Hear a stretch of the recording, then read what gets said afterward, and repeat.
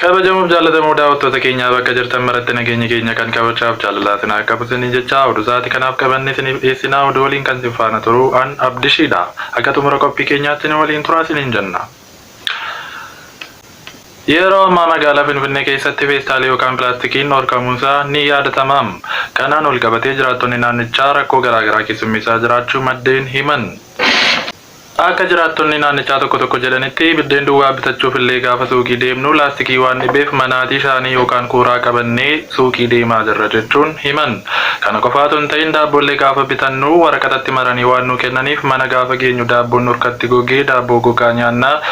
Daabboo gogaa nyaannee kunoo garaatti nu luqqa'eera jechuun fayyaa isaaniif illee yaaddoo qaban dubbataniiru. Kana qofaa otoo hin ta'in imaltoonni bakka garaagaraatti konkolaataadhaan keessumaa baasiidhaan imalan illee imala dhiisanii manatti galanii taa'aa jiraachuu himan.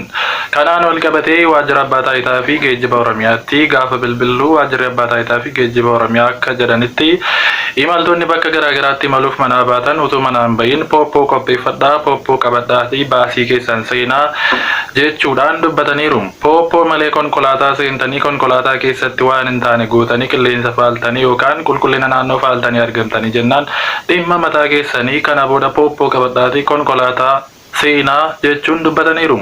Kana qofaas utuu hin ta'in dhimmi waa'ee laastikii kun baay'ee yaaddessaa waan ta'eef mootummaanis gamasaan irratti hojjetaa waan jiruuf haga yeroof obsaa jechuudhaan dhaamsa qaban gabaasaniiru.